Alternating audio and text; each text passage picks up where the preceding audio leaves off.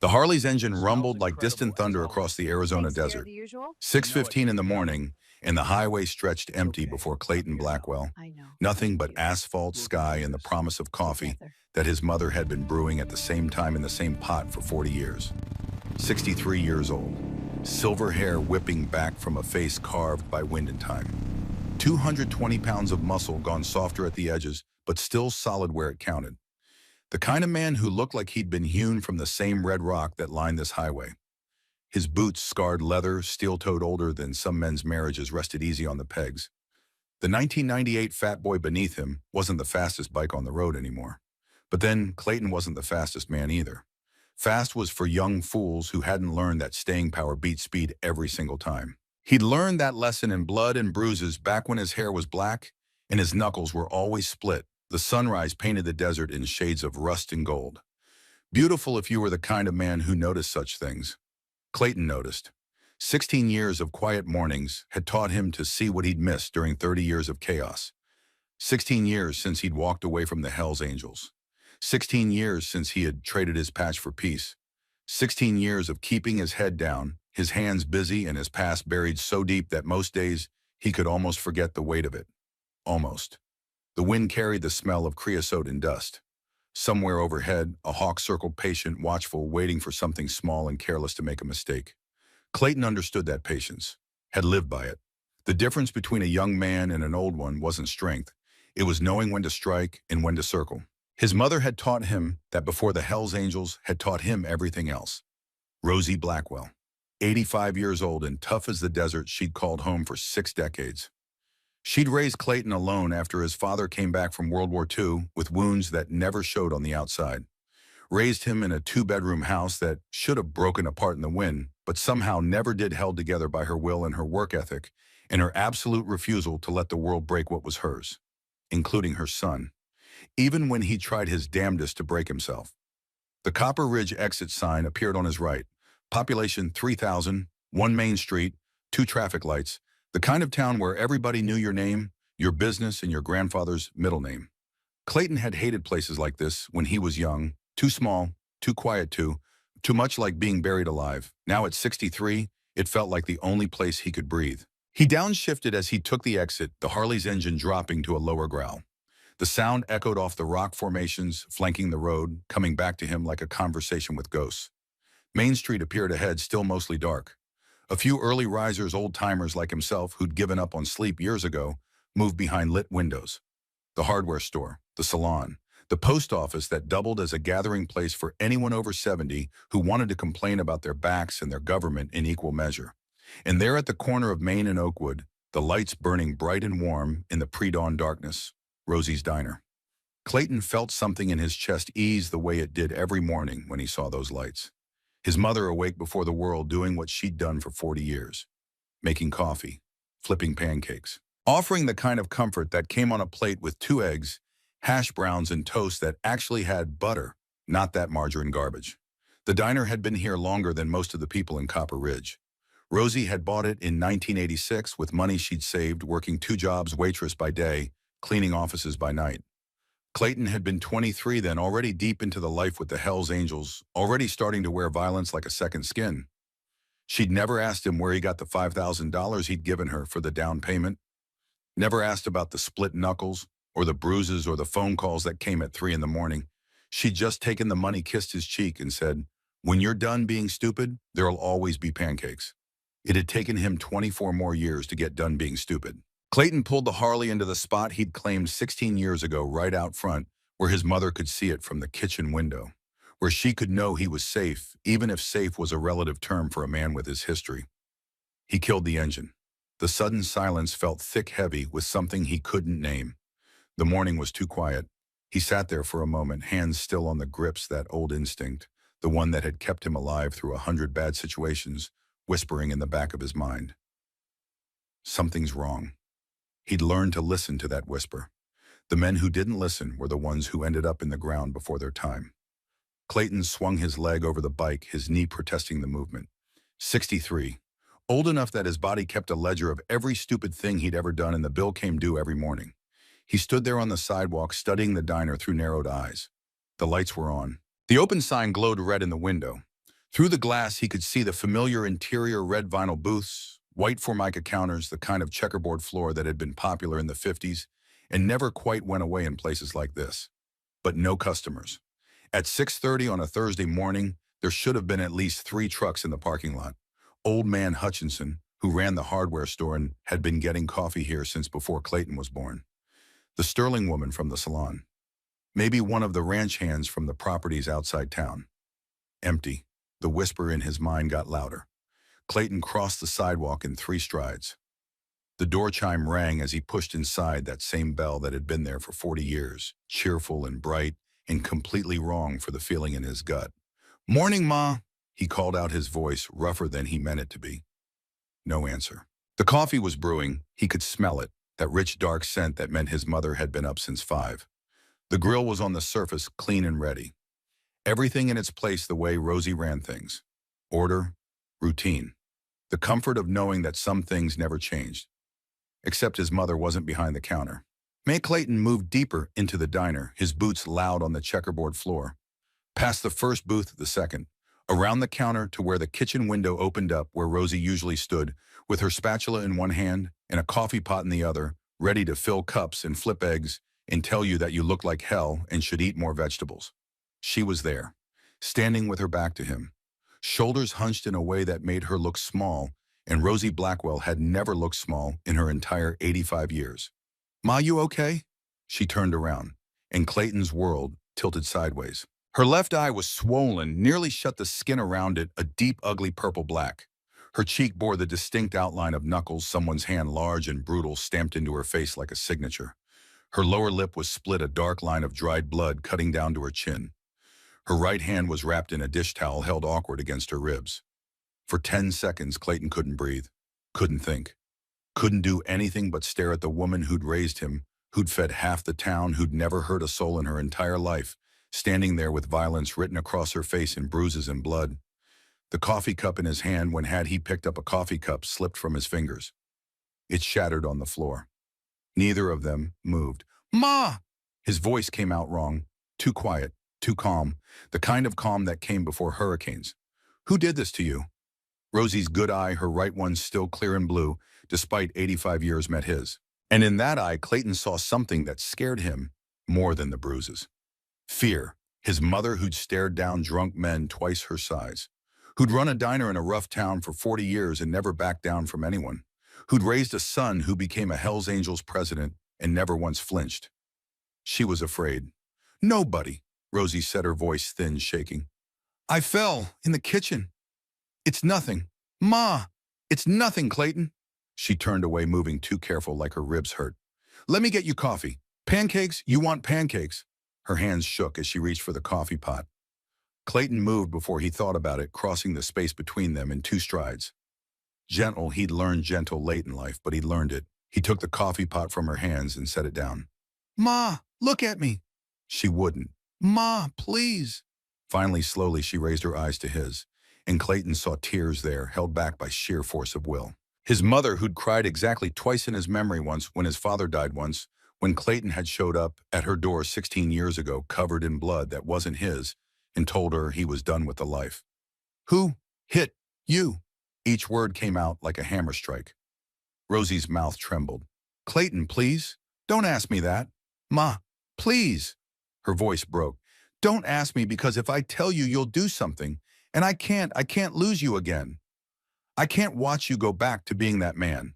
That man, the man who'd ruled a chapter of the Hells Angels with an iron fist and a willingness to do violence that scared even the men who rode beside him. The man who'd broken bones and burned bridges and built a reputation that still made old-timers in Arizona lower their voices when they said his name. Steele Blackwell. He'd buried that man 16 years ago. But standing here looking at his mother's battered face, Clayton felt something old and dark uncurl in his chest. Felt that man, that young, angry, dangerous man, lifting his head after a long sleep. The door chime rang. Both of them turned. Rita Sanderson stood in the doorway, 50 years old and soft around the edges, wearing her waitress uniform, the same pink dress she'd been wearing for 15 years. She'd worked at Rosie's diner almost as long as Rosie had owned it.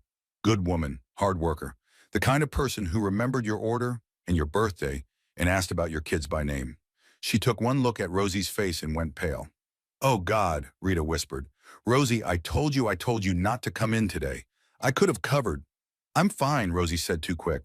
"Just clumsy." "Rosie, I'm fine, Rita." Rita's eyes cut to Clayton, and in that look he saw everything he needed to know. She knew.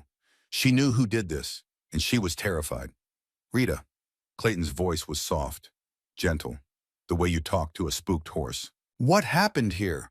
"I don't." Rita's hand went to her throat. "I don't know what you mean." "Rita." "Steel Eye." She backed toward the door. "I should go. I have to. My shift doesn't start until 7. "Rita Sanderson." Clayton didn't move, didn't raise his voice. "You've known me 16 years. Have I ever hurt you? Ever given you reason to be scared of me?" "No," Rita whispered. "But this is different. Tell me what happened." "I can't." "Why?" "Because," Rita's eyes filled with tears. "Because they said if anyone talked, they'd come back. And next time it wouldn't just be—" She cut herself off, hand over her mouth. But she'd said enough. Next time, come back. This wasn't random. This wasn't some drunk wandering in off the street. This was planned, deliberate. Someone had come into his mother's diner, the safest place in Copper Ridge, the place where old men argued about politics and young mothers brought their babies for pancakes, and they'd put their hands on an 85-year-old woman. Clayton felt his heart rate slow down, felt that old familiar calm settle over him like a blanket, the calm that came before action, the calm that had made men twice his size back down when they saw it in his eyes. "Rita," he said, his voice perfectly level. "Go home. Take the day off. Paid. Steal. Go home. Lock your doors. Don't answer if someone knocks unless you know them." Rita stared at him, then slowly she nodded. She looked at Rosie, a long, meaningful look that said everything words couldn't, and then she was gone, the door chime ringing behind her.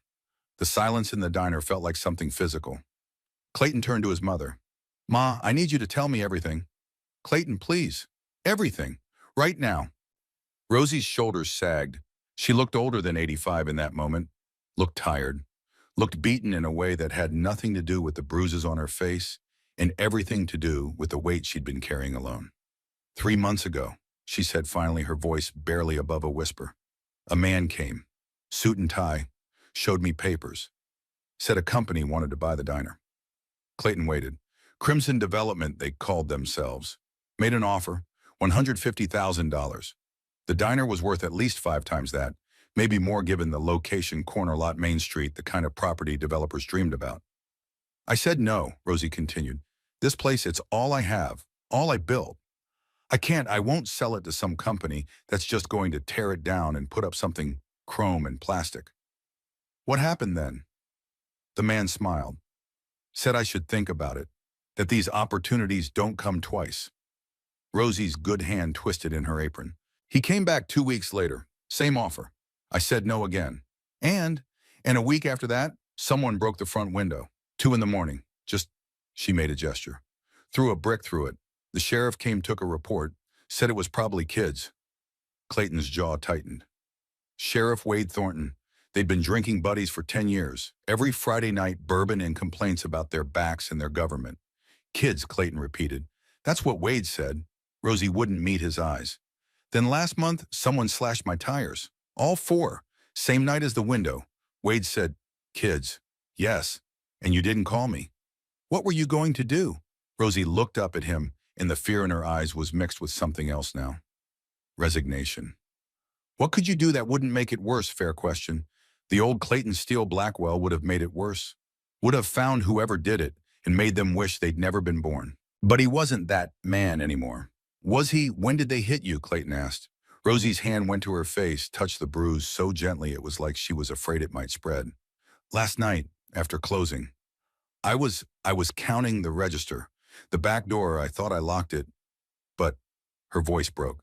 Clayton weighted every muscle in his body tight with the effort of staying still, staying calm, not putting his fist through the nearest wall. "He was just there, in the kitchen. Big man, taller than you, wearing a black jacket." Rosie's breathing had gone shallow, rapid. He said I had 24 hours to reconsider the offer. That the company was being generous, but generosity had limits." "What did you say?" "I told him no. I told him this diner was mine and I wasn't selling." A ghost of her old fire flickered in her good eye. I told him to get out or I'd call the police. And he hit you. Yes. The word was so small. He hit me. And then he said that if I called the police, if I told anyone, the next time would be worse. He said, her voice dropped to a whisper. He said that old women have accidents all the time. Falls, fires, things that look natural. Clayton felt something snap inside him. Not break. Break was too loud, too obvious. This was quieter, like ice forming over a river, like steel being tempered in a forge. Did he say his name? No. Would you recognize him? Yes. Rosie looked at him, and in her eyes, Clayton saw a reflection of himself. Clayton, I'm scared. Not for me, for you, because I know that look on your face. I've seen it before. What look? The look that says you're about to do something stupid, something that'll bring that life back to your door. You promised me 16 years ago that you were done with violence. I am. You're lying. She was right. Clayton reached out, touched her bruised cheek so gently that she barely felt it. Ma, that promise, that was about me not going looking for violence. This is different. How? Because violence came looking for you. He turned and walked toward the door. Clayton, wait. He didn't wait. The morning air hit him like cold water. 6:45 now, and the sun was fully up, painting Copper Ridge in shades of gold and amber. Beautiful. Peaceful. A lie. Clayton stood on the sidewalk, his hands in his pockets, his breathing slow and measured. Around him, the town was waking up. Trucks pulling into the hardware store. The salon's lights flickering on. Old man Hutchinson walking past with his head down, not meeting Clayton's eyes. Everyone knew. The whole damn town knew that someone was putting pressure on the businesses.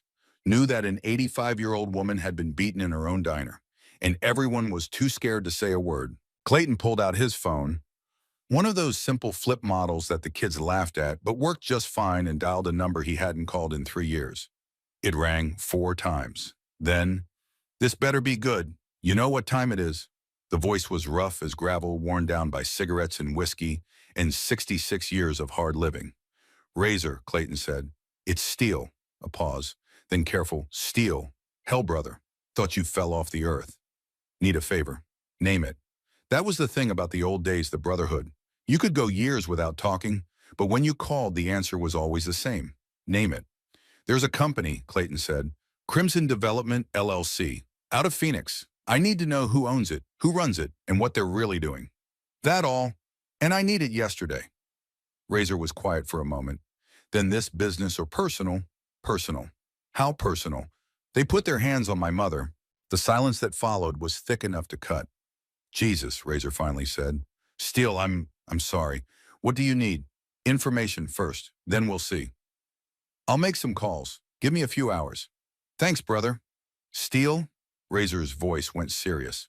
You thinking about going back to the old ways? No. You're lying. Everyone could tell when he was lying today. Maybe, Clayton admitted, but I'm trying not to. Try harder. You work too damn hard to get out. A pause. But if you need backup, I know where to find you. Clayton ended the call and stood there, phone in his hand, staring at the diner. Through the window, he could see his mother moving behind the counter. Slow, careful, favoring her ribs. Still making coffee. Still getting ready for the breakfast rush, even though her face was a mask of bruises and her hands were shaking. 85 years old, and she wouldn't quit. Wouldn't bend. Wouldn't sell her life's work to thugs in suits. She taught him to be stubborn. Taught him to stand his ground. And now that stubbornness was going to get her killed. Unless he did something about it. Clayton walked to his Harley, bent down, and opened the saddlebag on the right side. He kept emergency supplies there, first aid kit, tire patch kit, the usual road necessities. But buried underneath, wrapped in an oilcloth, was something he hadn't touched in 16 years. His fingers found it by muscle memory. He pulled out the package, unwrapped it there on the sidewalk in the morning light. The Hells Angels patch, Tucson chapter. President's rocker, worn and faded, but still readable. Underneath it, cold and heavy, a Colt 1911. His father's gun carried through World War II, given to Clayton on his 18th birthday. He'd sworn 16 years ago that he'd never wear the patch again. Never pick up the gun again. But standing here with his mother's blood dried on her apron and her fear settling like a weight in his chest, some promises were made to be broken. Clayton wrapped the patch and gun back up, tucked them into his jacket. Then he walked back into the diner. Rosie was at the grill cracking eggs, one-handed, her movements automatic from 40 years of practice. Ma! She didn't turn around. Your pancakes will be ready in 5 minutes. Ma, look at me. Slowly she turned. Saw something in his face that made her go still. No, she whispered. Clayton, no. You promised. I know. Please, don't do this. Don't go back to being... I'm not going back to anything, Clayton said. I'm going forward, and anyone who puts their hands on you, they're going to learn what happens when you mistake quiet for weak. Clayton, eat your breakfast, Ma. Lock the doors after I leave. Don't open them for anyone you don't know. Where are you going? Clayton headed for the door. Over his shoulder, he said, to have a conversation with the sheriff. The door chimed as he walked out. Behind him, he heard his mother's voice, small and scared. Clayton Blackwell, you come back here? But he was already gone, the Harley's engine roaring to life, the sound echoing down Main Street like a warning. Like a promise.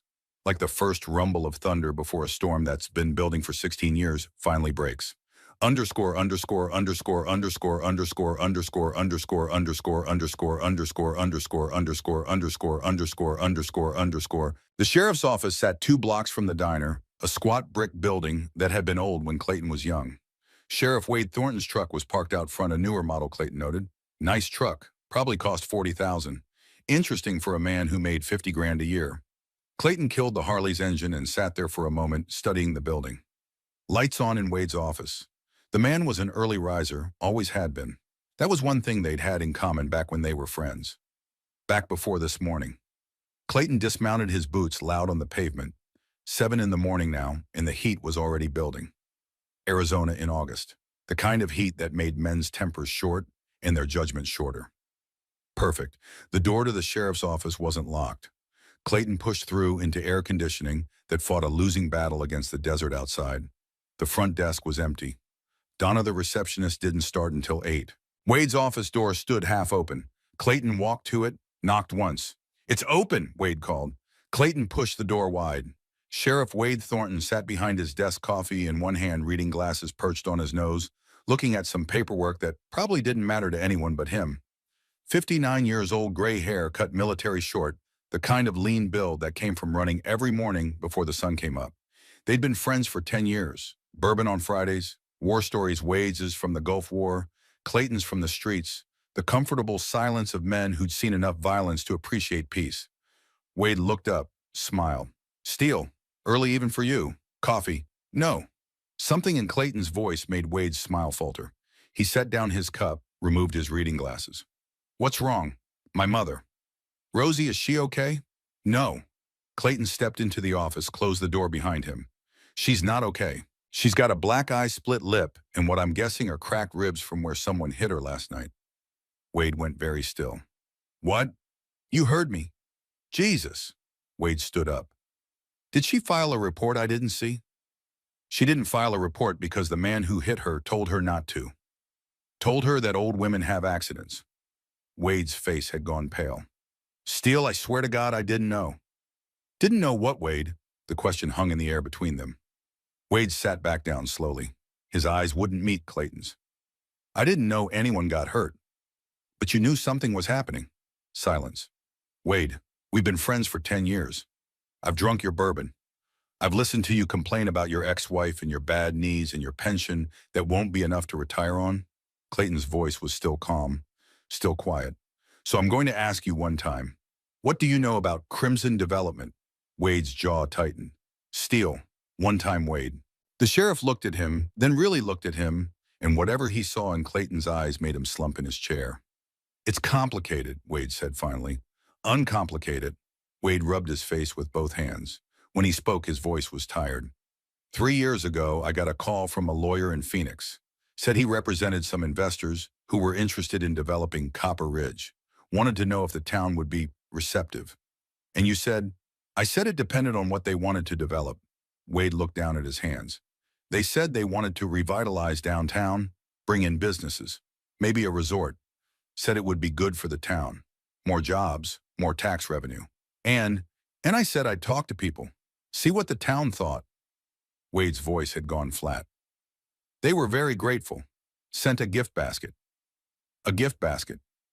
At first, Wade met Clayton's eyes. Then it was tickets to a Cardinals game. Then a weekend in Sedona. Then, he stopped. Then what? Then they asked me to help smooth the way, make sure property owners understood the benefits of selling, make sure any obstacles were handled quietly. Clayton felt his hands curl into fists. And you said yes. My daughter was in college. Sarah. You met her, remember, sweet kid. Wanted to be a doctor. Wade's voice was hollow. Tuition was 60 grand a year. I had maybe 10 grand saved. She was going to have to drop out. So they paid. They paid, and all I had to do was... Wade stopped, swallowed hard. All I had to do was make sure nobody made waves. If someone complained about vandalism, I'd say it was kids. If someone got scared, I'd tell them there was nothing I could do. And when they started beating old women, I didn't know. Wade's voice cracked. Steele, I swear to God, I didn't know they'd go that far. They said it was just business, just property development. They said no one would get hurt. Well, someone did. Wade looked at him. I'm sorry. I'm so damn sorry. If I'd known, you would have what said no refused the money. Clayton's voice was still quiet, still calm, but underneath it was something Wade had never heard before. Something cold and sharp and absolutely merciless. You've been taking their money for 3 years, Wade, helping them terrorize people who've lived here their whole lives. And you're going to sit there and tell me you didn't know? I didn't think. No, you didn't think. You just cashed the checks. Wade's face went red. Don't you judge me, Steele. You of all people. I know what you were. I know what you did with the Hells Angels. How many people did you hurt? How many lives did you ruin? More than I can count, Clayton said quietly. That's why I quit. That's why I spent 16 years trying to be someone different. He leaned forward, hands on Wade's desk. But you were supposed to be the good guy, the law, the man people trusted to protect them. I am protecting Am. You're protecting your wallet. Wade stood up, his face flushed with anger and shame. Get out of my office. Not yet. I need names. I don't have names. Wade, I can find out the hard way or the easy way. The hard way involves me going to Phoenix, kicking doors, and asking questions that'll make people nervous. Nervous people make mistakes. Mistakes attract attention. The kind of attention that might lead back to sheriffs who take bribes. Wade stared at him. Are you threatening me? I'm asking you to do the right thing. For once. Silence. Then Wade sat down, opened a drawer, pulled out a folder. He slid it across the desk. Clayton opened it. Inside, property records, sales agreements, all signed by different people, but all transferring ownership to Crimson Development, LLC. 8 properties total. Every single one downtown Copper Ridge. They're buying up the whole block, Wade said quietly, planning to tear it all down. Build some kind of casino resort. Got approval from the State Gaming Commission 6 months ago. Clayton's finger traced the list of properties. The hardware store, the salon, the old movie theater that hadn't shown a film in 20 years, but still stood proud. And there at the bottom, Rosie's Diner. The last holdout. Who do they send to do the dirty work? Clayton asked. Wade hesitated. Wade. His name is Kane. Vincent Kane. Used to be an enforcer for the Mongols MC out of California. Did time for assault, got out 5 years ago. Works for Crimson now as their... Wade searched for the word. Problem solver. Where do I find him? Steele don't. Where do I find him? Wade looked at him for a long moment. Then he picked up a pen, wrote an address on a Post-it note. Trailer park outside town. Space 14. He handed over the note. Steele, listen to me. Kane's not like the punks you used to fight. He's dangerous, professional. So am I. Not anymore. You've been out of the life for 16 years. You're 63 years old. Old enough to know better. Young enough to still do damage. Clayton turned to leave. Steele. He looked back. Wade's face was a mask of regret and fear. I'm sorry. About Rosie. About all of it. If I could take it back. You can't. Clayton's voice was flat. But you can help me fix it. How? By doing your job. For once. Clayton walked out, leaving the sheriff sitting alone in his office, the folder of property records spread out on his desk, like evidence of his own corruption. Outside, the sun was higher now, the heat building. Clayton stood beside his Harley, the Post-it note in his hand, Kane's address, burning into his vision. 16 years of peace. 16 years of quiet. 16 years of pretending the past was buried. And it had taken one morning, one look at his mother's battered face to bring it all roaring back. Clayton climbed onto his bike, started the engine. The Harley's rumble echoed down the empty street. And somewhere in the back of his mind, that old voice, the one that belonged to Steele Blackwell, president of the Hells Angels, the man who'd ruled through fear and violence, whispered soft and cold welcome back. Clayton gunned the throttle and rode toward the trailer park, toward Vincent Kane, toward answers that he'd get one way or another. Behind him, Copper Ridge sat peaceful in the morning sun. But the storm was coming, and when it hit, the whole town would remember what it meant to wake a man who'd spent 16 years learning how to be gentle. Because gentle wasn't the same as weak.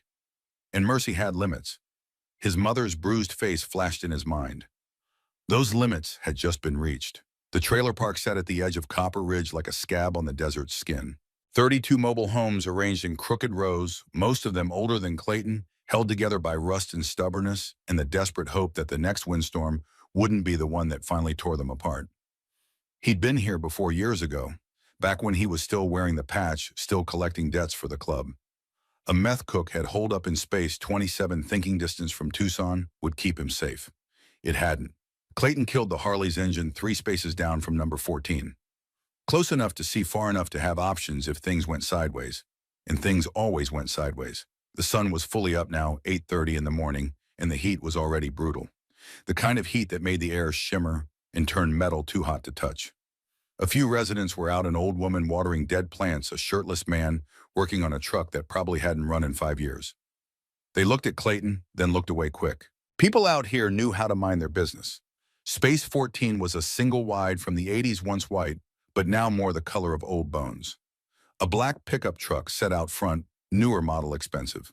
Too expensive for this neighborhood. Clayton dismounted, stretched his back until it cracked. 63. Every year showed up in the morning, reminded him that the body kept receipts for every stupid thing the mind decided to do. He walked to the trailer, boots crunching on gravel. No doorbell. He knocked, waited. Nothing. Knocked again, harder this time. The door opened. The man who filled the doorway was younger than Clayton by 15 years, maybe more. 6'4", 240, most of it muscle. Bald head, thick neck, a scar running from his left eye to his jaw, the kind of scar that came from a knife, not an accident. He wore jeans and a black t-shirt that stretched tight across his chest. His eyes went to Clayton's face, then down to his boots, then back up. Reading him, cataloging threats, professional. "Help you," the man's voice was desert dry flat. "Looking for Vincent Kane." "Why?" "We need to talk. About an old woman with a black eye." Something flickered in Kane's eyes. Recognition. Not surprise, he'd been expecting this conversation eventually. "Don't know what you're talking about," Kane said. "Yes, you do." They stared at each other. Two men who'd lived violent lives, who could recognize it in each other, the way sharks smell blood. Kane smiled. No humor in it. "You're Steele Blackwell." "Not a question." "Used to be. Heard you went soft. Retired. Gave up the patch for pancakes and peace." Kane leaned against the doorframe, relaxed but ready. "Guess the stories were true. Some of them. So what are you doing here, old man? Come to have a chat. Ask me nicely to leave your mommy alone." Clayton felt something cold settle in his chest. The same cold he used to feel before a fight, before violence, before the moment when talking stopped and action started. "Something like that," he said quietly. Kane laughed. "You got balls, I'll give you that. Walking up here alone. You know what I do for a living?" "I've got a pretty good idea." "Then you know that old bikers who stick their noses where they don't belong tend to have accidents." Kane's eyes went hard. "Understand me? I understand you put your hands on an 85-year-old woman. Business, nothing personal. It's personal now." Kane pushed off the door frame, stepped down from the trailer.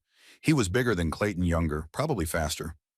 Everything logic said should have made this an easy win. But logic didn't account for 30 years of street fights. Didn't account for the lessons learned in blood and broken bones. Didn't account for what happened when you threatened the one thing a man had left to protect. "You want to do this here?" Kane asked, looking around the trailer park. "In front of witnesses. Rather do it inside, private." "Yeah," Kane grinned. "Come on in then." He turned and walked back into the trailer. Every instinct Clayton had screamed trap, ambush, weapon inside. He followed anyway. The trailer's interior was sparse, couch, TV, kitchen area that looked like it had never been used.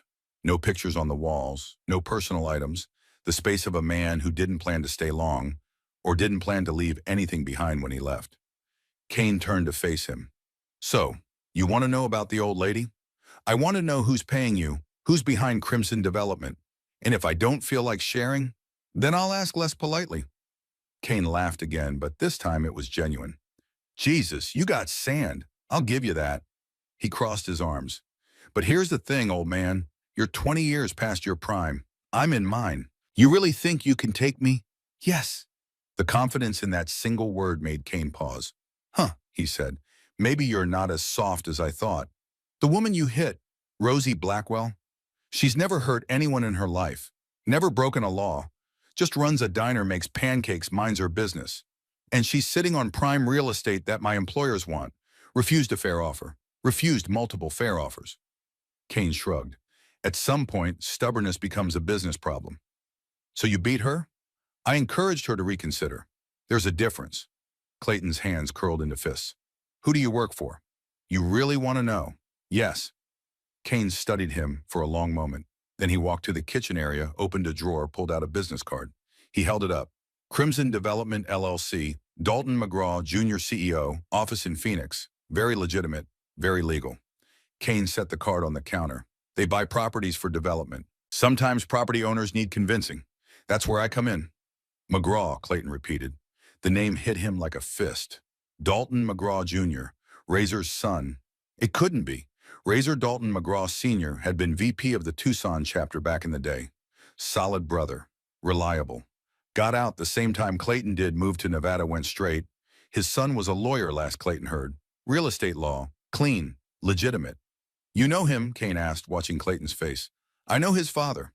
Yeah, well, Junior's nothing like Daddy. Junior's ambitious, smart, knows how to make money in ways the old man never dreamed of. Kane smiled. And he pays well for results. How much did he pay you to hit my mother? $5,000, plus expenses. $5,000. That's what his mother's pain was worth. $5,000 in expenses.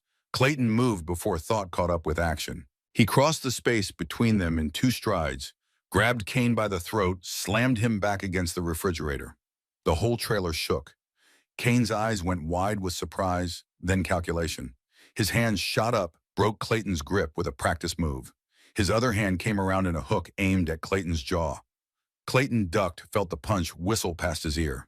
He drove his shoulder into Kane's midsection, used his weight. His momentum pushed the bigger man back. They crashed into the kitchen table. Wood splintered. Kane brought his elbow down on Clayton's back. Pain exploded across his spine. 63-year-old vertebrae protesting the sudden violence. Clayton rolled away, came up in a crouch. Kane was already on his feet, breathing hard, a grin spreading across his scarred face. There we go, Kane said. There's the steel I heard about. They circled each other in the cramped trailer. Kane was younger, stronger trained. Prison training probably. Maybe military before that. He moved like a man who knew how to hurt people efficiently. But Clayton had something Kane didn't. 30 years of fighting men who wanted to kill him. 30 years of learning that speed mattered less than timing. That strength mattered less than knowing exactly where to put your weight. Kane lunged through a combination jab cross hook. Clayton stepped inside the range too close for the punches to land with power. He grabbed Kane's arm, twisted, used a judo throw he'd learned from a Japanese biker in 1987. Kane went down hard, the trailer shaking again. But he rolled with it, came up fast, grabbed a kitchen chair, swung it at Clayton's head. Clayton ducked the chair, whistling overhead. He stepped in, drove his fist into Kane's solar plexus. Not hard, just precise, hitting the nerve cluster that made the diaphragm seize. Kane's breath left him in a whoosh. Clayton swept his legs. Kane went down again this time, staying down, gasping for air. Clayton put his boot on Kane's chest, just enough pressure to keep him there. $5,000, Clayton said, his breathing barely elevated. That's what my mother's black eye cost your boss. Kane stared up at him, still fighting for air, and something like respect flickered in his eyes. Jesus, Kane wheezed. They said you were retired. I am. Doesn't look retired. Some things you don't forget. Clayton pressed down slightly with his boot. The people who hired you, McGraw. What's the real play here? I told you. Casino resort. There's more. There's always more. Kane coughed, got some air back. You're right. There's more. The casino's just the front. Keep talking. McGraw's got investors. Big money. Foreign money. Chinese, Russian, I don't know. They want to clean their cash, make it legitimate. Casino's perfect for that. Money laundering, of course. How many properties does he need? All of them. The whole downtown block. He's got 8 out of 9. Kane looked up at Clayton. Your mother's diner is the last piece. Without it, the whole deal falls apart. The investors walk. McGraw loses everything. How much is everything? $800 million. Clayton felt the number settle in his gut like lead. 800 million. And his mother's 40-year-old diner stood in the way. So he sent you to convince her, Clayton said. He sent me to close the deal, however necessary. By beating an old woman. By doing my job, Kane's eyes hardened. You want to judge me? Go ahead. But we're not that different, you and me. We both did what we had to do to survive. We're nothing alike. No. You think the people you hurt in the old days, the people you beat, the bones you broke for the Hells Angels, you think they deserved it any more than your mother deserved this? The words hit harder than the punches had, because Kane was right. Clayton had done terrible things in his life, hurt people who didn't deserve it. Broken families ruined lives, all in service of the club of Brotherhood, of a code that seemed important at the time, but looked hollow in hindsight. He'd spent 16 years trying to atone, and in one morning he was right back in it. Clayton stepped back, let Kane sit up. What happens now? Kane asked, rubbing his throat. Now you're going to tell me everything you know about McGraw's operation. Names, locations, who else is on his payroll. And if I don't, then I call the sheriff. You get arrested for assault. You do time. And while you're inside, I make sure every biker in the Arizona prison system knows you put your hands on my mother. Kane went pale. He knew what that meant. Prison was its own world with its own rules. And bikers, even retired ones, had long memories. You'd do that, without hesitation. They stared at each other. Then Kane started talking. 20 minutes later, Clayton walked out of the trailer with a phone full of photos, documents Kane had kept as insurance, names, bank accounts, communications between McGraw and his investors. Everything needed to bring the whole operation down. Kane stood in the doorway holding his ribs. You broke something, he said. Be grateful that's all I broke. What happens to me? Clayton looked back at him. You're going to leave Copper Ridge. Tonight, you're going to disappear, and you're never going to work for McGraw again. He'll come after me. Probably. But that's your problem now. Clayton mounted his Harley. You put your hands on my mother. The fact that you're still breathing is more mercy than you deserve. He started the engine, let it rumble. Steele, Kane called out. For what it's worth, I'm sorry. About your mother. Clayton didn't answer. He rode away from the trailer park, the morning sun climbing higher, the heat building towards something unbearable. His phone rang as he hit Main Street. He pulled over, answered. Steele, Razor's voice tight with urgency. I got your information on Crimson Development. You're not going to like it. I already know, Clayton said. It's your son. Silence on the other end, then quiet. What? Dalton Jr. He's the one behind it all. That's not possible. My son's a lawyer. Real estate. He's legitimate. He's Dirty Razor, using the firm as a front for money laundering. 800 million in foreign investment running through a casino development deal. More silence. Jesus Christ, Razor finally said, his voice breaking. I didn't know. Steele, I swear I didn't know. I believe you. What are we going to do? We, Clayton asked. You think I'm going to let my son destroy lives, hurt old women? He's my blood, but that doesn't mean I'm going to protect him when he's wrong. Razor's voice hardened. I'm coming down there, tonight, whatever you need. Bring the brothers, the old crew, anyone who's still alive and still gives a damn. How many? As many as you can find. What's the play? Clayton looked down Main Street at Rosie's Diner, glowing warm in the distance at the town he'd called home for 16 years. We're going to remind Dalton McGraw Jr. what happens when you mess with family, he said. The old-fashioned way. He ended the call. The ride back to his garage took 10 minutes. The building sat at the edge of town, corrugated metal big enough for 4 bikes tools, covering every wall. His sanctuary for 16 years, the place where he'd rebuilt engines and rebuilt himself. Inside, the air smelled like oil and metal and honest work. Clayton went to the back office, pulled out a laptop he rarely used, downloaded the photos from his phone, started going through Kane's documents, building a case. He worked for 2 hours compiling everything: bank transfers, property deeds, communications between McGraw and shell companies in Shanghai and Moscow. Enough evidence to bury the whole operation, enough to send Dalton McGraw Jr. to prison for 20 years. But prison took time. Courts, lawyers, months or years of fighting while his mother lived in fear. Clayton had promised himself 16 years ago that he was done with shortcuts, done with solving problems with his fists. But that promise had been made in a different time to a different version of himself. The version that hadn't seen his mother's bruised face. His phone buzzed. Text from a number he didn't recognize. Mr. Blackwell? We need to talk. Regarding your mother's property, tonight 9 p.m. my office in Phoenix. Come alone. This is your one chance to resolve things peacefully. D. McGraw. Clayton stared at the message. An invitation. Or a trap. Probably both. He typed back, I'll be there. 3 dots appeared. Then, smart man. Clayton set the phone down, looked around his garage. At the life he'd built, the peace he'd found. All of it balanced on a knife's edge now. He could go to the FBI with the evidence.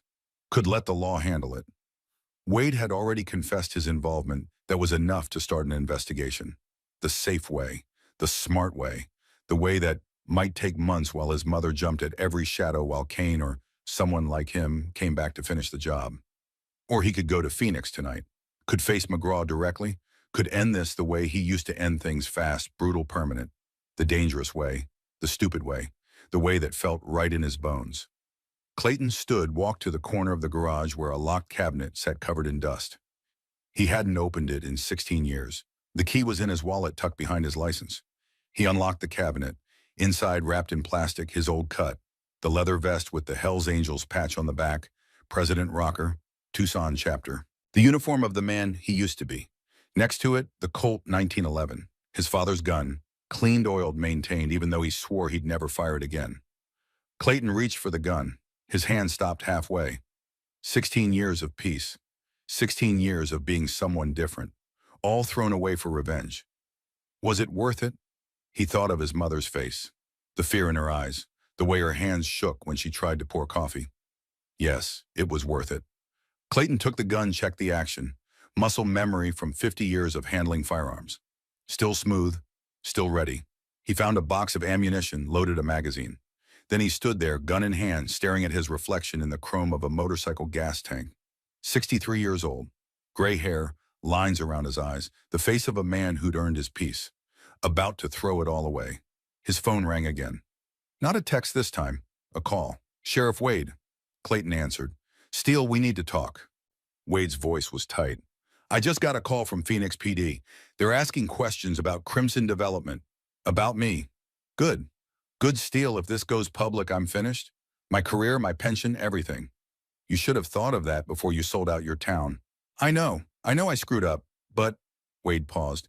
But there's something you need to know about McGraw. I'm listening. The casino deal. It's bigger than money laundering. There's a trafficking component. Clayton's blood went cold. What kind of trafficking? People. Young women from overseas. The casino's going to be a front for that, too. That's why the foreign investors are so eager. Wade's voice shook. Steele, I didn't know about that part. I swear I didn't know. If I'd known. But you didn't ask, Clayton said. You just took the money. I'm asking now. What are you going to do? What I should have done 16 years ago. Which is, end it. Clayton hung up. He stood in his garage, gun in hand, the weight of it familiar and terrible. Trafficking. Not just money laundering. Not just property development. Human trafficking. And his mother's diner stood in the way of an $800 million operation that sold human beings like cattle. The anger in Clayton's chest wasn't hot anymore. Wasn't the young man's rage that burned quick and bright. This was the cold fury of an old man who'd seen too much, done too much, and had finally found a line he couldn't cross. They'd crossed it for him. Clayton put the gun in his jacket, grabbed his keys. He had 9 hours until the meeting in Phoenix. 9 hours to decide if he was going to be smart or stupid. 9 hours to choose between the man he'd become and the man he used to be. Outside, the sun beat down on Copper Ridge, merciless and bright. Inside Clayton's chest, something dark and old unfurled itself, stretched, remembered what it felt like to hunt. He walked to his Harley, started the engine. The sound echoed down the street, loud and rough and full of promise. A promise that had been sleeping for 16 years. A promise that was wide awake now. And when Clayton Blackwell made a promise, whether with words or with violence, he always kept it. He rode toward Phoenix, toward Dalton McGraw Jr., toward a reckoning that had been building since the moment someone put their hands on his mother. The desert stretched out before him, endless and unforgiving. Just like his memory. Just like his resolve. Behind him, Copper Ridge sat peaceful in the afternoon sun. But the town was about to learn something it had forgotten in 16 years of quiet. Steele Blackwell had retired from the Hells Angels, but he'd never retired from protecting what was his. And God help anyone who forgot the difference. Phoenix rose from the desert like a fever dream, all glass and steel and ambition clawing at a sky that didn't care. Clayton hit the city limits at 7:32 hours before the meeting, the Harley's engine hot from the 100-mile ride. He needed information before he walked into McGraw's office. Needed to know the layout, the security, the exits. 16 years of peace hadn't made him stupid. The address McGraw had sent led to a high-rise downtown. 30 floors of reflective glass, the kind of building that screamed money and power, and lawyers who billed by the minute. Clayton circled the block twice, cataloging camera security posts, the loading dock and back. Professional setup, the kind of place where a 63-year-old biker would stand out like a rattlesnake in a kindergarten. Good. Let them see him coming. He parked 3 blocks away, walked back. The evening heat pressed down like a hand, the pavement radiating warmth, even as the sun dropped toward the horizon. His phone buzzed. Razor. "I'm 2 hours out," Razor said without preamble. "Got 6 brothers with me. Old crew. We're armed and we're pissed." "Don't come to Phoenix," Clayton said. "Not yet." "The hell you said you needed backup?" "I do, but not here. Not now." Clayton watched the building's entrance, counting security guards. 3 visible, probably more inside. "If this goes wrong, I need you clean. Need you ready to take care of my mother." Silence on the other end. "Then still you, planning on not coming back?" "I'm planning on everything. My son's in there, Dalton. I should be the one." "Your son's the reason you can't be here," Clayton said quietly. "You go in there, you won't be able to do what needs doing. Blood's too thick. And you can—" "I don't have a choice." Razor was quiet for a long moment. "You're going to kill him, aren't you, my boy?" "No, I'm going to give him a chance to do the right thing. And if he doesn't—" Clayton watched a black sedan pull up to the building's entrance. 2 men in suits got out, moved like they carried weight under their jackets. Security. Expensive security. "Then I'll do what I came here to do," he said, "which is end this, one way or another." He hung up before Razor could argue. 8:15. 45 minutes until the meeting. Clayton found a diner 2 blocks over, the kind of place that served coffee that tasted like regret and pie that made up for it. He ordered both, sat in a booth by the window where he could see the street.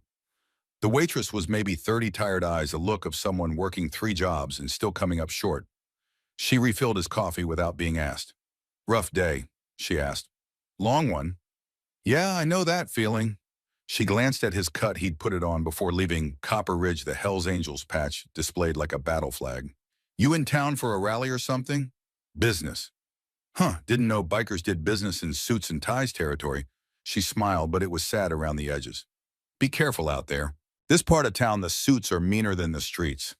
"I'll keep that in mind." She walked away and Clayton sat there drinking coffee that was better than it had any right to be, watching the sun paint Phoenix in shades of orange and purple, thinking about choices. He could still walk away, could send the evidence to the FBI, let them handle it. His mother would be scared for a while, but Kane was gone, and without him, McGraw would have to find someone new to do his dirty work. That bought time, the smart play. But smart didn't account for the rage that lived in Clayton's chest like a second heartbeat. Didn't account for the fact that Dalton McGraw Jr. had looked at an 85-year-old woman and decided she was an acceptable casualty in his $800 million scheme. Some things couldn't be settled in courtrooms. Clayton paid his bill, left a $20 tip on a $10 check. The waitress called after him. "Hey, that's too much." "No, it's not," he said, and walked out into the Phoenix evening. The building's lobby was all marble and chrome, the kind of aggressive opulence that existed to make visitors feel small. A security desk sat front and center, manned by 2 guards in blazers that didn't quite hide their shoulder holsters. Clayton walked up, boots loud on the polished floor. The younger guard, maybe 30, military haircut, the look of someone who took the job seriously, stood up. "Help you?" "I'm here to see Dalton McGraw, 9th floor. Name, Clayton Blackwell." The guard checked a tablet, nodded. "You're expected, but I need to check you for weapons first." Clayton spread his arms. The guard ran a wand over him, stopped when it beeped at his jacket. "You carrying—" "Yes." The guard's hand went to his holster. "Sir, you can't bring a weapon into the building." "Then Mr. McGraw is going to be disappointed. He wanted this meeting. These are my terms." The older guard, 50, soft around the middle, the look of someone who'd seen enough trouble to recognize it, put a hand on his partner's shoulder. He studied Clayton for a long moment. "You're Steele Blackwell," the older guard said. Not a question. "Used to be. Heard about you, back in the day." The guard's eyes went to the patch on Clayton's cut. "You know we could call the cops. Have you arrested for carrying concealed without a permit?" You could, but you don't think we will. I think Mr. McGraw wants this conversation more than he wants me in handcuffs. The guards looked at each other. Some silent communication passed between them. The older guard picked up a phone, spoke quietly. Listen. Hung up. Ninth floor, suite 900. You cause any trouble, we've got 6 more guys upstairs who won't be as polite as us. Understood. Clayton walked to the elevators, pressed the button for 9. The doors closed and he was alone with his reflection in the polished brass. 63 years old, gray hair pulled back, the cut hanging heavy on his shoulders, patches and pins from a life he'd walked away from. He looked like exactly what he was, a relic, a ghost, a man out of time. But ghosts could still bite. The elevator opened on the 9th floor, thick carpet recess lighting the smell of expensive wood and expensive lawyers. Suite 900 sat at the end of the hall, double doors of dark mahogany. Clayton walked to them, knocked once. Come in. He pushed the doors open. The office beyond was huge, probably bigger than his entire garage. Floor-to-ceiling windows looked out over Phoenix, the city lights starting to glow as dust settled. Leather furniture, original art on the walls. A desk that cost more than most people's cars. Behind the desk sat Dalton McGraw Jr., 40 years old, maybe less. Good-looking in that polished way that came from expensive gyms and expensive dentists. Tailored suit, probably Italian. Haircut and style to look casual in a way that wasn't. He looked nothing like his father. Razor had been a big man, rough around the edges, the kind of guy who looked like he'd been carved from stone and left in the weather to age. Hard hands, hard eyes, hard life. His son looked like he'd never worked a hard day in his life, but the eyes were sharp, calculating. Standing beside the desk was another man. Older, mid-60s, silver hair, 3-piece suit. The kind of presence that filled a room without trying. Mr. Blackwell, Dalton said, standing offering a hand across the desk. Thank you for coming. Clayton didn't shake, just looked at the offered hand until Dalton withdrew it. This is Richard Beaumont, Dalton said, gesturing to the older man. My senior partner. Mr. Blackwell. Beaumont's voice was cultured East Coast money. We've heard a great deal about you. I doubt that. No, really. Your reputation precedes you. Former president of the Hells Angels Tucson chapter. Quite the resume. Beaumont smiled, but it was the smile of a shark. Though I understand you've been retired for some time. 16 years. Yet here you are, wearing the cut, carrying a weapon into a business meeting. Beaumont's eyes glittered. One might wonder if retirement agreed with you. One might wonder why you're beating old women to steal their property. The temperature in the room dropped 10 degrees. Dalton sat back down, steepled his fingers. Mr. Blackwell, let's be clear about something. Your mother was offered fair market value for her property. More than fair, actually. She refused. She has that right. She does, absolutely, Dalton nodded. But she also has to understand that her refusal has consequences. Economic consequences. The development we're planning would bring jobs, revenue growth to Copper Ridge. Her stubbornness is standing in the way of progress. Progress! Clayton's voice was flat. That what you're calling it? What would you call it? Money laundering, human trafficking, corruption. Clayton pulled out his phone, set it on the desk. I've got evidence, bank transfers, communications with shell companies in Shanghai and Moscow. Documents showing exactly what your casino's really going to be used for. Dalton glanced at the phone, then back at Clayton. His expression didn't change. Interesting, he said. And you got this evidence how? From Vincent Kane, before I convinced him to leave town. Convinced, Beaumont smiled. Is that what the kids are calling assault these days? He put his hands on my mother. He got off light. Dalton picked up Clayton's phone, scrolled through the photos. His face remained calm, professional. When he finished, he set the phone down. Well, he said, this is unfortunate. Unfortunate. Yes. You see, Mr. Blackwell, you've done something very stupid. Dalton walked to the window, looked out over Phoenix. You've collected evidence of a criminal conspiracy. You've assaulted one of my employees, and you've walked into my office wearing a gun and making threats. I haven't threatened anyone. Not yet, but we both know that's why you're here. Dalton turned back to face him. You want me to leave your mother alone? Want me to drop the development deal? Walk away from $800 million because you say so? Yes. Dalton laughed, actually laughed. The ball's on you. I'll give you that. Your father would be ashamed. That wiped the smile off Dalton's face. My father, he said it, voice going cold, is a has-been biker who pissed away his life riding motorcycles and pretending Brotherhood mattered more than money. He's got nothing. Lives in a trailer in Nevada fixing bikes for weekend warriors who want to pretend they're tough. Your father's got something you'll never have. What's that? Honor. Dalton stared at him. Then he started laughing again, and this time Beaumont joined in. Honor, Dalton repeated. Jesus Christ, you sound like my old man. All that Hell's Angels code bullshit.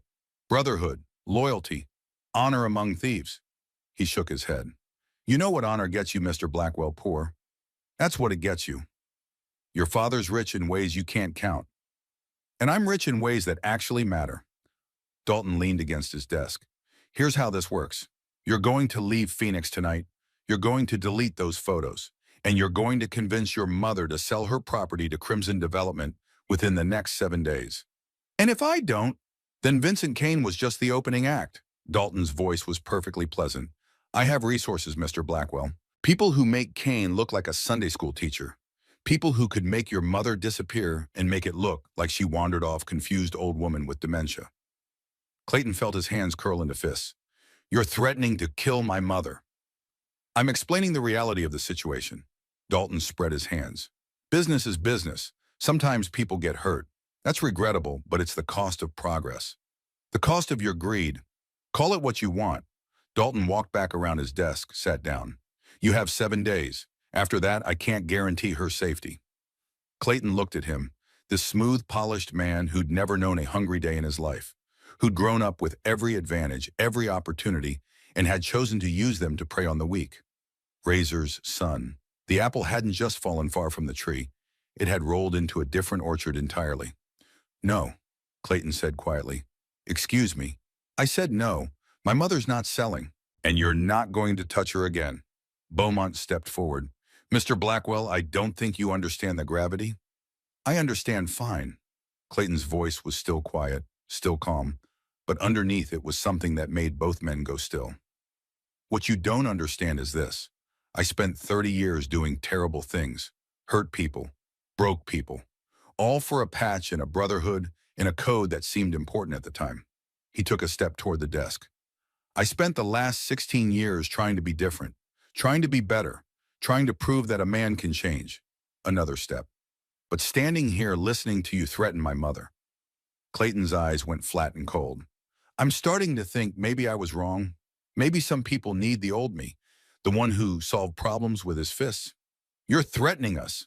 Beaumont's hand went inside his jacket. In our own office. I'm explaining reality. Your words. Clayton looked at Dalton.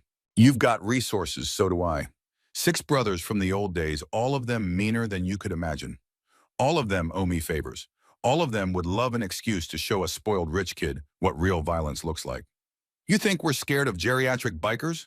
Dalton sneered. No, I think you're scared of prison, and I've got enough evidence on that phone to put you there for 20 years. Evidence that you obtained illegally. That would be thrown out of any court. Maybe, but it'd be enough to start an investigation. Enough to freeze your assets, scare off your investors. Clayton smiled, and it was not a kind expression.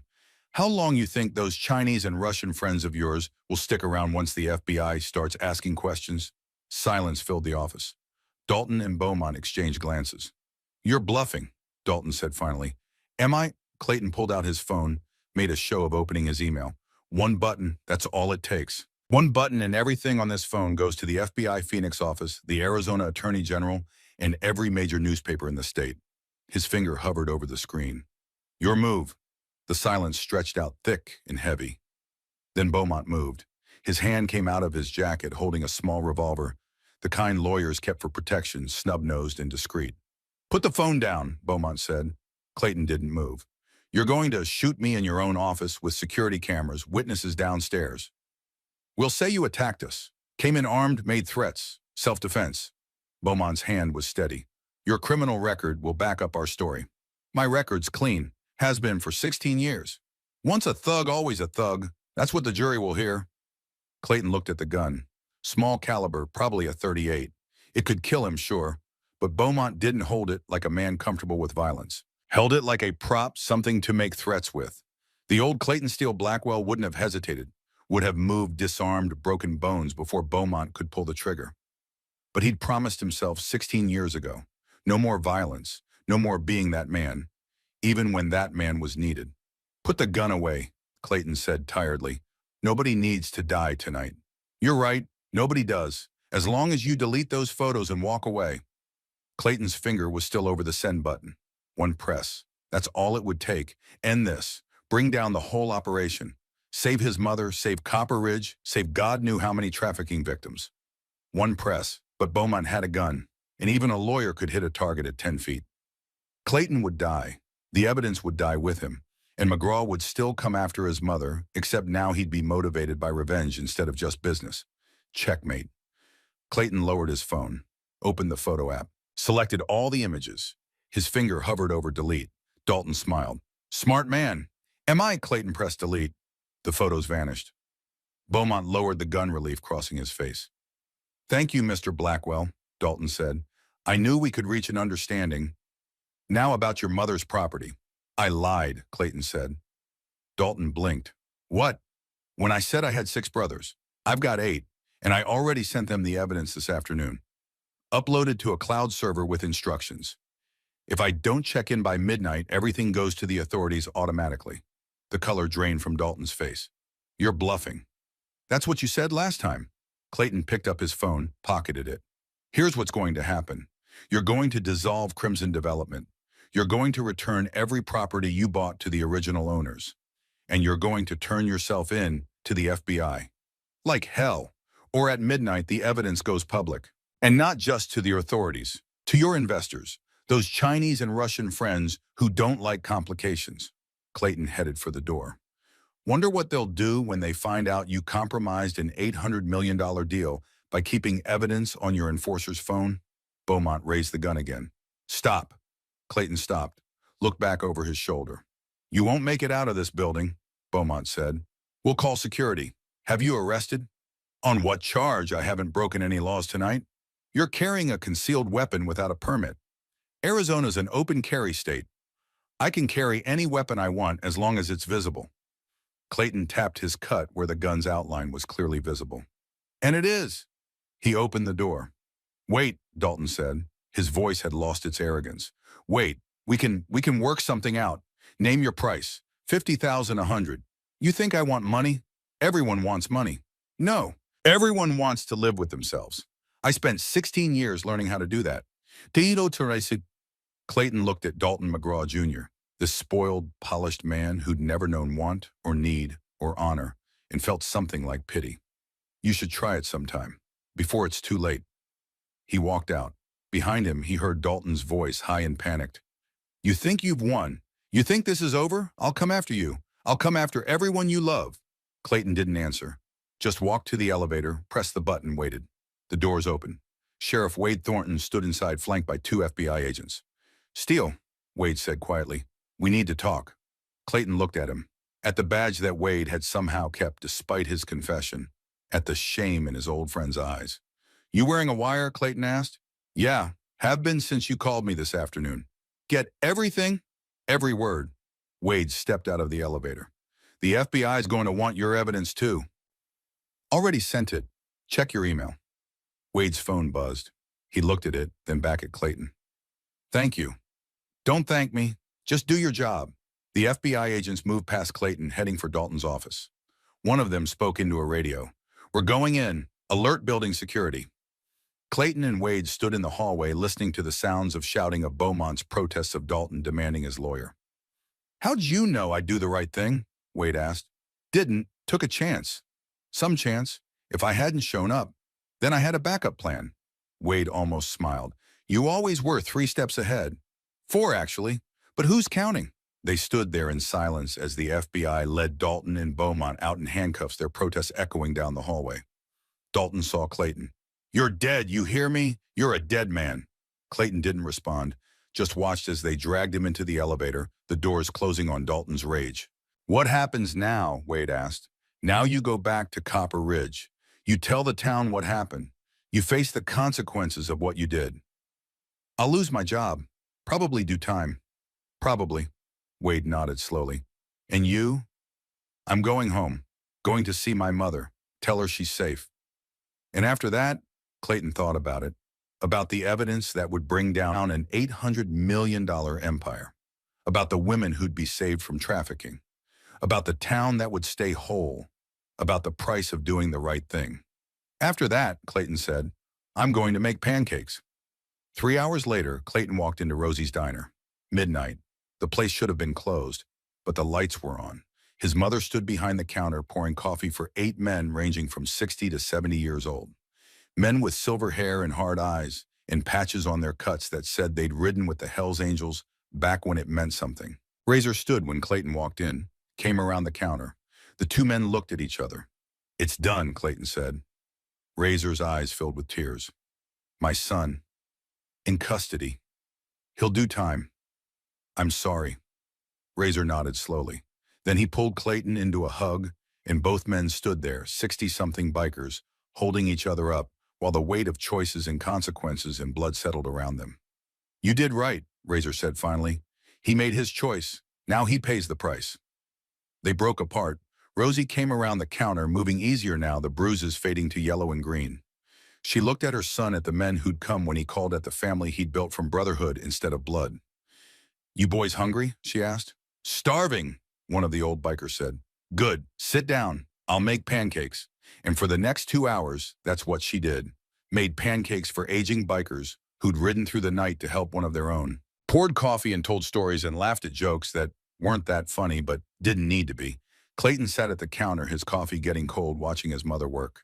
She caught his eye, smiled. He smiled back. Outside, dawn was breaking over Copper Ridge, painting the desert in shades of gold. Inside, for the first time in days, everything was warm. A week later, Dalton McGraw Jr. was arraigned on 73 counts ranging from money laundering to racketeering to conspiracy to commit human trafficking. Bail was set at $20 million. He couldn't make it. Wade Thornton resigned as sheriff, pleaded guilty to corruption charges, received 2 years suspended sentence and 5,000 hours of community service. Vincent Kane was found in Mexico. Extradited, cut a deal with the FBI in exchange for testimony. Crimson Development dissolved. The 8 properties it had purchased were returned to their original owners at the purchase price plus 15%. And Rosie's diner stayed exactly where it had been for 40 years, standing, stubborn, undefeated. Clayton stood outside the diner on a Sunday morning, watching the sunrise. The Harley sat beside him, engine ticking as it cooled. He wasn't wearing the cut anymore, had put it back in the cabinet, locked it away. He'd needed it for a moment, for the reminder of who he used to be, what he was capable of. But he didn't need it anymore. Wasn't Steele Blackwell, wasn't the president of anything except his own garage, his own life, his own choices. He was just Clayton, and that was enough. The diner door opened. Rosie stepped out, 2 cups of coffee in her hands. She gave one to Clayton, kept the other. They stood together, mother and son, sipping coffee and watching the desert wake up. You know what I realized, Rosie said finally? What's that, Ma? For 16 years, I thought you retired from violence because you were tired of it. I was. But that's not the whole truth, is it? She looked at him, her eyes clear and knowing. You retired because you were good at it. Too good. And you were scared of what would happen if you ever started again. Clayton didn't answer. You were right to be scared, Rosie continued, because when you started again, when you went after McGraw, it was like you never stopped. All that skill, all that danger still there. Just sleeping. Ma, but here's what I also realized. She touched his arm. You stopped. When it was done, when the threat was over, you stopped. Hung up the cut. Came back to being my son. She smiled. That's strength, Clayton. Real strength. Not the fighting, the stopping. They stood in silence. Your father would be proud, Rosie said quietly. He'd probably think I was an idiot for risking my life at 63. Well, that too, she laughed, but mostly proud. Inside the diner, Clayton could hear the old crew getting rowdy. Razor and the brothers arguing about something stupid the way old men do when they got nothing better to fight about. Come on, Rosie said, before they break something. They walked inside together. And for the first time in his life, Clayton Blackwell felt something he'd never felt before. Not when he was president of the Hells Angels.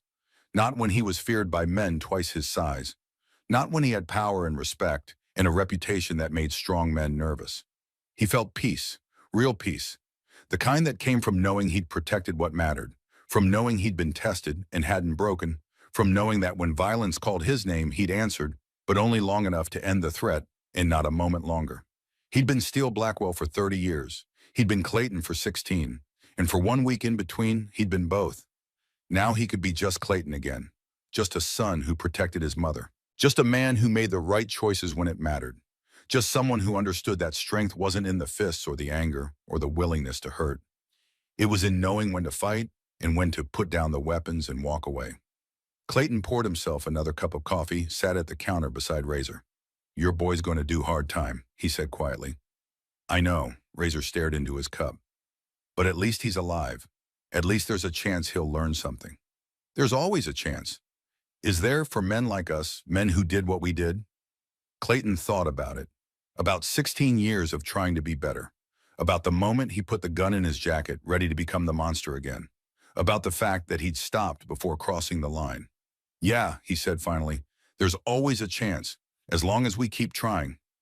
Razor nodded slowly, raised his coffee cup. "To second chances." Clayton raised his. "To second chances." They drank. And in the warm light of Rosie's diner, surrounded by brothers who'd ridden through the night when he called Clayton, Blackwell understood something fundamental about himself. He wasn't defined by his worst moments. He was defined by what he did after them. The sun climbed higher over Copper Ridge. The desert spread out endless and unforgiving.